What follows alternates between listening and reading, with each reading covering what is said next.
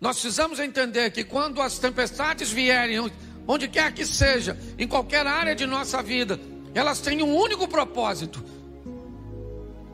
revelar em nós forças, capacitações que nós nem imaginávamos que tínhamos.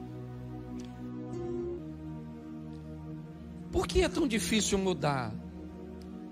Porque muitas vezes estabelecer um novo padrão de ações, de pensamentos, é tão difícil.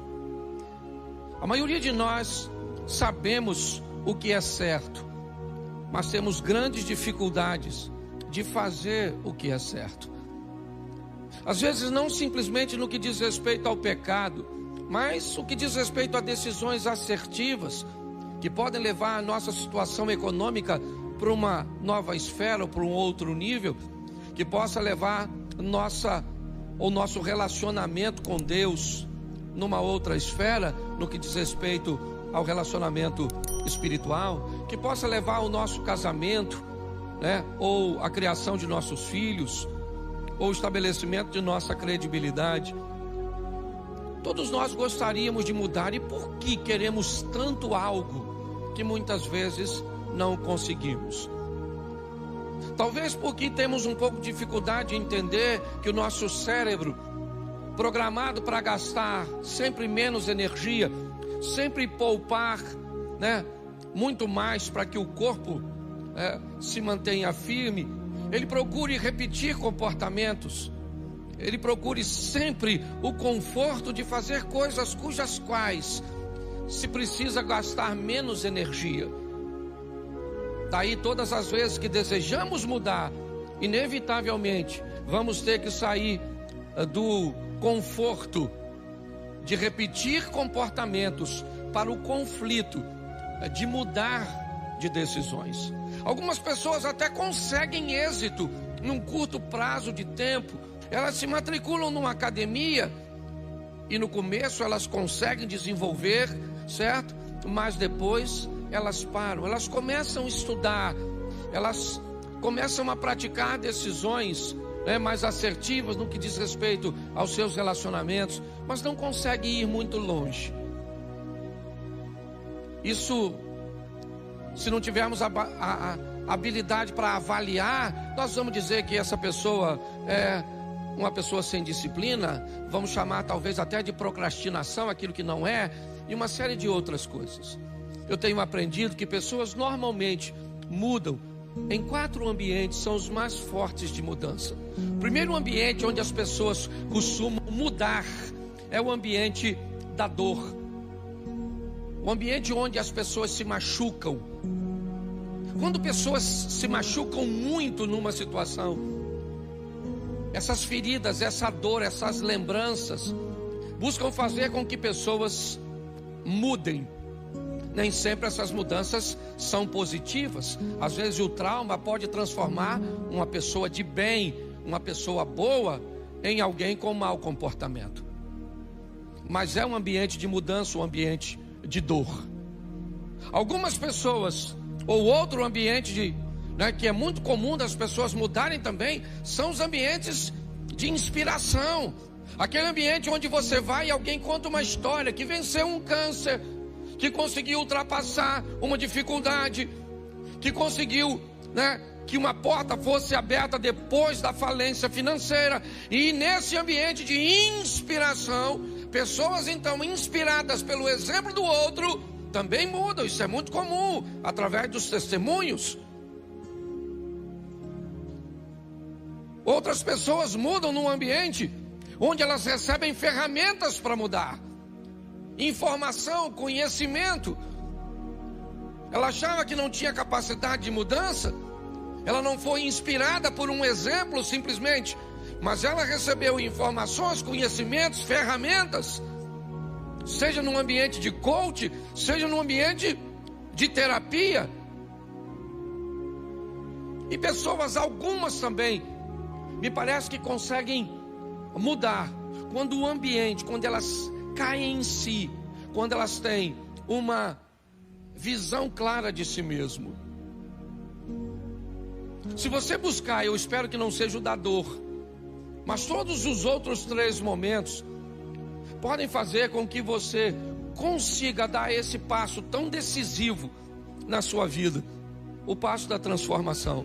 Porque a cada dia que passa e você não se transforma, a cada dia que passa que você não caminha para a próxima fase, você perde credibilidade em todos os ambientes. No bairro dos Estados Unidos, o indivíduo mudou para uma grande chácara. E ao lado da casa dele, o homem tinha uma grande propriedade. Ele viu aquele quintal vazio. E ele gostava muito de plantas. Ele notou que algumas semanas depois, o homem, ou seu vizinho dessa grande propriedade, ele cavou algumas covas e começou a colocar algumas mudas. Mas o vizinho notou que ele colocava pouca água nessas mudas. Ele não aguava com tanta frequência. E o vizinho então começou a ficar preocupado com a integridade daquelas plantas e a possibilidade delas morrerem. Ele aguava, mas não com a frequência que o seu vizinho esperava e que olhava da sacada. Por muitas vezes ele viu as folhas daquelas mudas murchando e sempre o vizinho colocava pouca água. Um tempo depois, essas mudas se estabeleceram. Não era aquilo que o vizinho esperava olhando para a casa de seu próximo, mas algo muito mais esquisito começou a aparecer. Volta e meia aquele homem aparecia no quintal com um chumaço de jornal bem grosso e fazia questão de passar por todas as mudas, sempre dando algumas pancadinhas nas mudas. O homem nunca tinha visto aquilo e era algo que soava para ele muito estranho. Durante um bom tempo ele viu seu vizinho dando pancadas naquelas pequenas mudas que ainda não estavam tão encorpadas. Um ano depois, a empresa deste homem o transferiu para uma cidade bem ao norte dos Estados Unidos. E depois de 20 anos, ele volta à sua cidade e tem a curiosidade de ver a casa onde morava. Aquela semana um furacão havia passado por lá e alguns estragos tinham acontecido. E ao entrar na rua de sua antiga casa, ele reparou que a maioria das árvores estavam tombadas, estavam caídas. Mas quando ele da calçada olhou para sua antiga casa, ele viu ao fundo a casa de seu vizinho. Árvores sadias, grandes e fortes estavam lá, e o vento do furacão sequer havia derrubado uma. Ele então foi ao vizinho para cumprimentá-lo, e durante esse cumprimento ele falou com o vizinho e lembrou de quão estranho era o comportamento dele no que diz respeito àquelas árvores. E finalmente ele perguntou por que ele aguava tão pouco. E o vizinho disse para ele: porque eu tinha o intuito de que as minhas árvores não tivessem água com facilidade, para que elas pudessem aprofundar suas raízes e tirarem a água do mais fundo possível. Mas eu também estranhei porque você batia nelas. E ele disse: porque eu sabia que a nossa região, volta e meia, é visitada por furacões. E desde cedo eu ensinei as minhas árvores a lidar com as intempéries, com as dificuldades, e por isso nenhuma delas caíram. Nós precisamos entender que quando as tempestades vierem, onde quer que seja, em qualquer área de nossa vida, elas têm um único propósito: revelar em nós forças, capacitações que nós nem imaginávamos que tínhamos. Infelizmente, tem tempestades, irmãos, que vai afundar seu casamento. E sabe por que vai? Porque você não escutou as orientações. Vai falir sua empresa.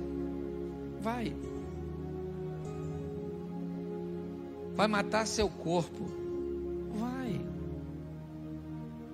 Porque você recebeu avisos que era para cuidar da sua saúde, que era para você fazer seus exames, que era para você tomar seu remédio, que era para você mudar sua postura com a sua esposa, era para você mudar sua postura com seus filhos.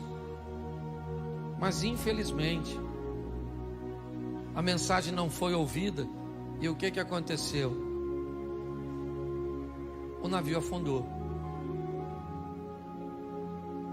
Eu acho que vale a pena levarmos hoje o exemplo dessas tempestades. O que ela pode fazer? Às vezes é só uma denúncia. Pegue, tire da sua vida e a tempestade passa. Às vezes é para mostrar: eu estou dentro do navio e eu disse que você vai passar, e você vai passar porque eu disse.